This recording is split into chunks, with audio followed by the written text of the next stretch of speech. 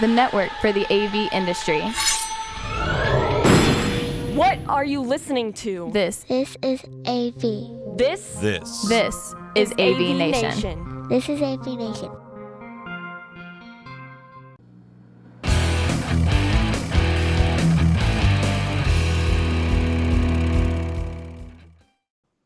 Ladies and gentlemen, we are back. This is the MHO show. I'm Chris Neto. I'm joined by our co-hosts. Why not? Melissa, how are you tonight? Hey, I'm doing great. How about you guys? I'm doing good. Mike? Doing awesome. Well? Doing awesome. Thank you for having. Nice to see that you're back off the ships and signal flares have brought you back to the mainland since our... Come on, man. It's been weeks at that point. Come on. That's awesome. At this point, I've actually figured out how to call into this show using coconuts. That's awesome. Great job, Professor. It worked. So tonight, we're going to go and continue a conversation we started in a previous episode with the Microsoft Ignite field trip that Melissa Dillman took.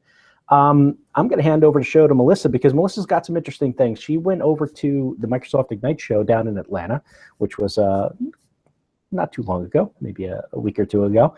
She's been on the road for us, so we got a lot of episodes coming your way with a lot of different, whole bunch of stuff. So stay in there, stay with us, and you'll catch it all, but make sure you follow in succession. Melissa, tell us about this Microsoft Ignite show. Now, we've already discussed how AV is just there with big displays, and how pretty much you were probably the only AV person on the show floor asking AV questions that completely stumped very smart, very intelligent engineers that maybe shouldn't have been allowed out beyond the engineering confines that they're used to. So tell us about the keynote and some cool stuff that you saw there that may be of relevance to the AV community that's listening to us. Well, you know, Chris, there were several things that stuck out. One of them was the term that they've designated, some folks were using, as modern data scientists. Well, I love that. I love that title. I think I want it. Modern data scientists. Interesting. So they were talking about, you know, yes, we collect a ton of data, but somebody has to analyze it to turn it into something valuable. Okay. And this was actually a person from Ernst & Young, and that was their title, Modern Data Scientists. So I thought that was very cool. That's interesting that we're not the only ones inventing wacky titles for ourselves.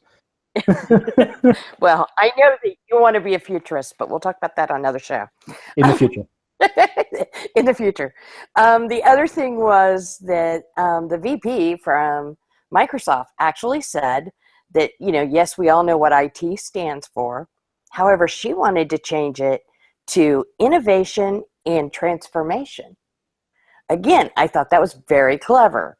They're looking at more of the innovation side and how to transform the way we do work, utilizing certainly lots of conversations about VR and AI and augmented realities, lots of stuff going on about that. And they were talking about that IT is always changing, and that seemed to be a common thread, how fast their industry changes, how they struggle to keep up. And I found that curious, and that's exactly what we say about AV. So, I was just about to say, Mike, does that not sound hauntingly familiar? It sounds hauntingly familiar to a conversation I had with a customer at 3 o'clock this afternoon. trying to keep up with the technology because they complained that the audio quality of a microphone that we installed 7 years ago doesn't keep up. And it's like, yeah, hello, we know this. So yeah, absolutely. If that microphone was a human, it'd be in second grade. You know, let's right. Let's be real here. Exactly. Melissa, please continue before we get off the rails here. Well, okay, so here's one that's kind of interesting. I talked about the fact that the Microsoft show in and of itself was, it was theatrical, it was sexy, there were lots of swag, lots of positives. Tell me more. The giveaways were pretty incredible. But one of the things they talked about is that they want to introduce an NFL bot for next year. Now, I'm not the NFL superhero, so you guys can probably help me out here. But the idea is the NFL Fantasy League is huge amounts of data. Mm-hmm. And they were talking about how we're going to start, AV maybe later rather than sooner, but certainly the IT folks, using these bots to collect, analyze, and do virtual things through the data that they're collecting. NFL Fantasy League being one. So what was interesting was they brought out to start this conversation some guy named Dion Sanders. I hear he's kind of a big guy. No. Not to us Giants fans. We have no idea who he is. No idea who that guy Well, is. here in Atlanta, it's a big deal. So Dion Sanders shows up at the keynote and takes a spot on stage to talk about this. I haven't seen that Shocked. at any Shocked. of my shows. Wait, A guy who likes the spotlight on stage, taking the spotlight from another dude. I'm just, the guy's name could have been Showtime. a Dallas player taking a huge payout to show up for a keynote? No, that would never happen. Oh God. Anyway, continue. Wow, talk about getting off the rails. Anyway, so it was interesting. So they showed him a sample of what this bot's going to do. Mm-hmm. And what the bot does is it looked at his lineup and it said, look, tomorrow night, Matt Ryan is going to be quarterback against Drew Brees. Okay. And it said, we think you should change your lineup, throw Matt Ryan out and put Drew Brees in. He will generate more fantasy points for you. And that's based on statistical data that bot is generating in the background, going back through the years, how many times Matt Ryan has played against them. Yeah, that is currently done, I think, by a guy in a piece of paper right now in the back room going, Matt Ryan just threw a pass on 1st and 10 and went 14 yards against this receiver. I see where this is going. Well, now what was interesting is, so it says, do you want to do this? Do you want to see a comparison or do you want to ignore it? And so, Dion had some things to say and he decided, let's look at the comparison. And what it brought up is it said, they were predicting that the Saints were going to win that game. And it had the source listed. It was, some whoever from Bing. And it said that the quarterback will score more fantasy points because he's playing at home and the weather is not going to impact him. And that's why they went with Drew Brees. It was being played in New Orleans. Oh my God, my head is about to explode. Now, just thinking about this. This bot was able to go out and generate this kind of information and feed it to him and collect, of course, more information coming back. Yes. Let's see if Mike gets it. Go, Mike. So I'm a little confused. How is this different than what Yahoo currently does in their fantasy evaluations and their projections? I mean, they change, at least from a numbers perspective and from the reporting perspective, what a player is going to do against what defense they're up against or against what offense they're up against. How's this different? The Yahoo Ignite show. So, okay, believe it or not, I'm not a big fantasy football player. So, Mike, Chris, what do you think? Maybe I can help. I think that those are still relying on a fantasy experts, and they all basically will do their points per person ahead of time. If you go onto NFL.com or CBS Sportsline or Yahoo, every week there are players that are graded by the experts, and they take those grades and develop their points based on that. I don't know if it's going to the granular data that I think Melissa is saying that this bot is going to go, to the point where it's analyzing weather conditions against those numbers. I don't think they're doing that right now. So what you're saying is that, like, the ESPN system relies on Matthew Berry to actually go in and do an assessment by watching video and figuring out and knowing the history, et cetera, and then putting out a projection.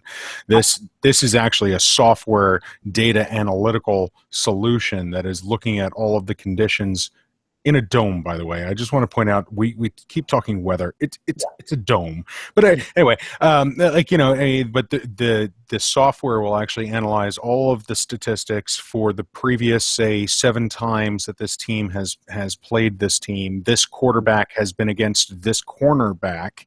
This quarterback has been against this, defensive lineman, and actually calculate the points that they're going to project for the year.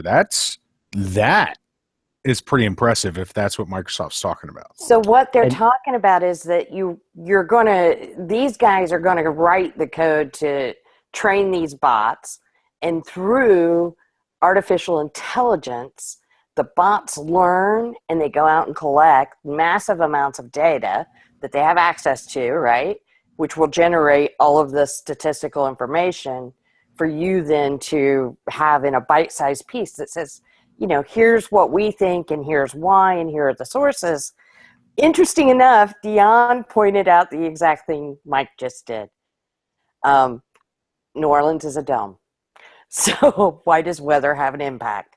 So right now, Microsoft, as we've discussed, may not be perfect, but we get the gist of what they're doing. Well, and they still have some time to figure it out. But the concept alone, it was very cool to see introduced. Wow. I got to add one thing to this. And Mike, I'm sure that this will probably spark something in your head to go, imagine when they start taking the wearables that is now telling you that, for example, Matt Ryan is running a fever that morning, and now we'll start deducting points off of his projected points for fantasy football.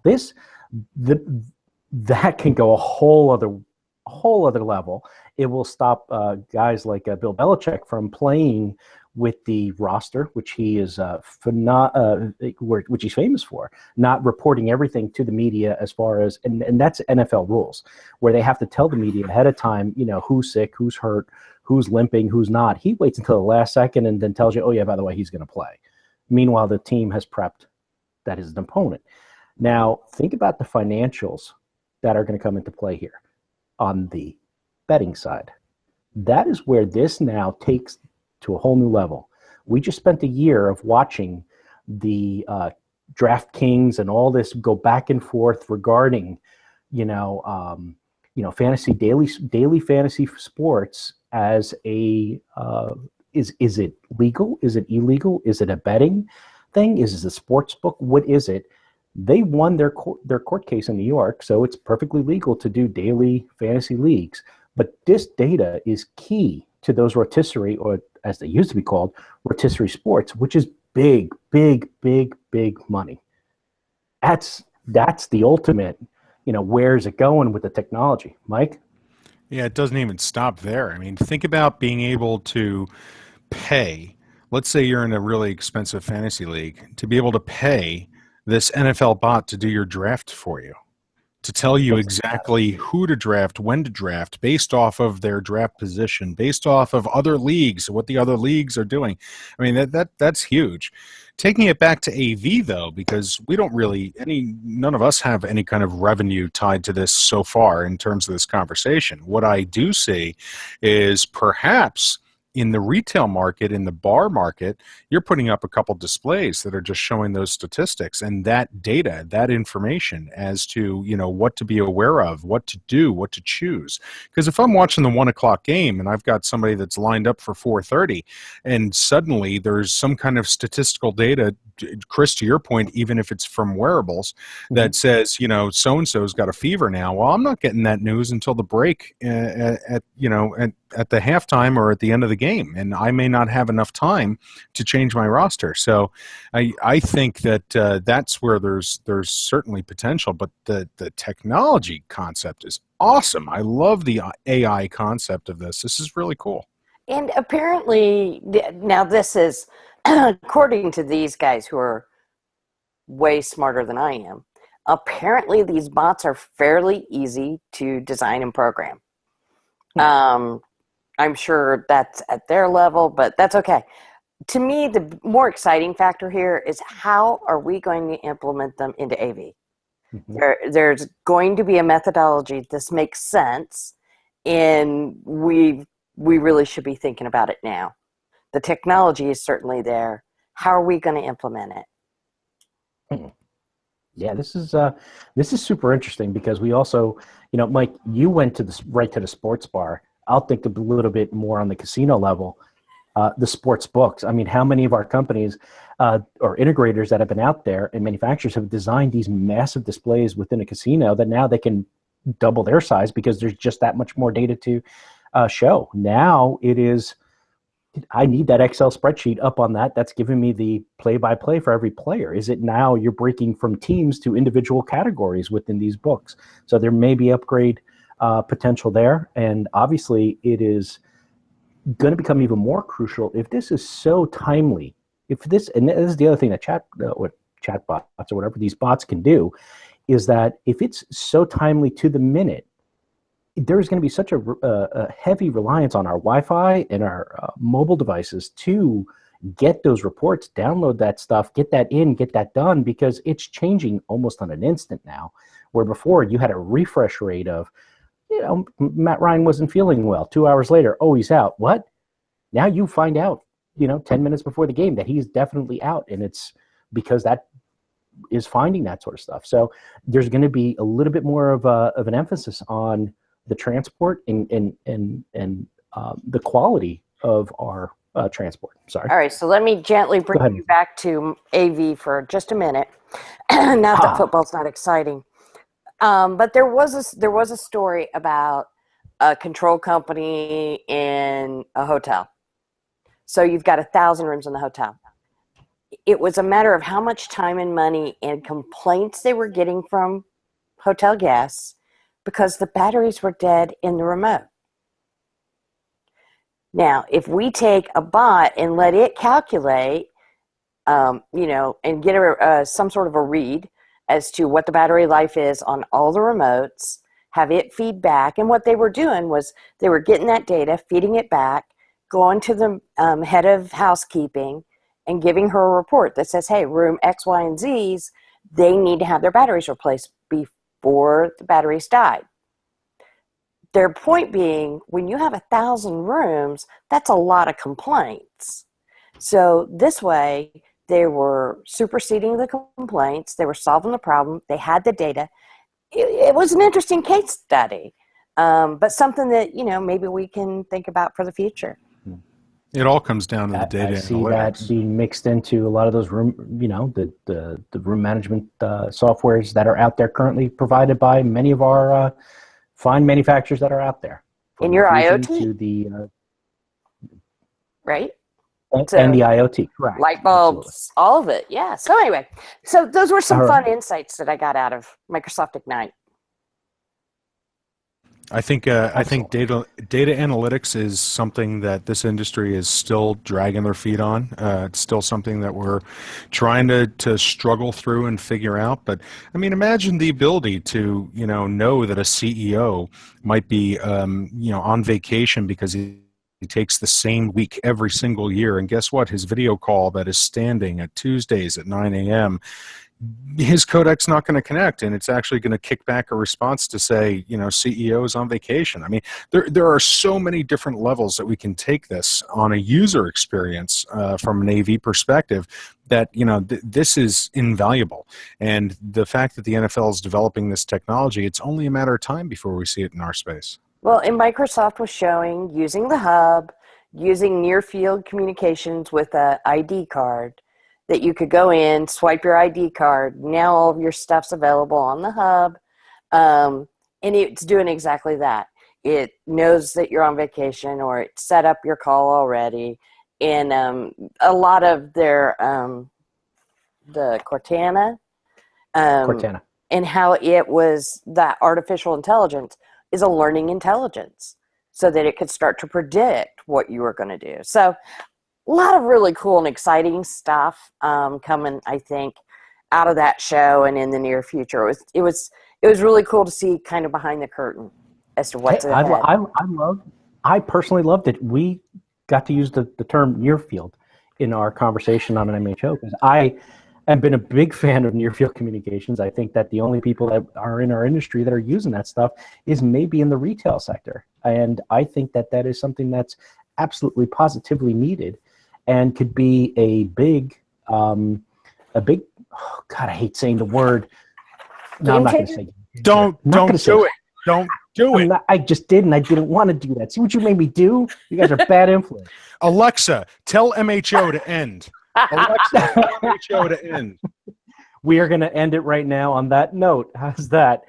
Ladies and gentlemen, this has been another MHO show where this time we got to talk NFL. We brought the human highlight reel, Dion Sanders and his loud self, into a conversation. We brought up near field. We started with Microsoft and ended by telling Alexa to shut the show down. Can't beat that in 15 minutes. Melissa, how can people on the internet find you? You can find me at all4av.com or at Melissa Dillman on Twitter or all4av on Twitter as well. Excellent. Mike, give them the 411 on yourself. All social medias as usual, at AXP Mike on Twitter. You can reach out via LinkedIn, Facebook, all of the Snapchats of the world. Thank you, ladies and gentlemen. My name's Chris Neto. You can find me at Chris_Neto on the Twitter. You can find me at AVNation.tv, where you can find this show and a host of others. Thank you so much for listening. Thank you so much for watching. Don't fear the bots. Just don't fear them. Thank you, and talk to you soon.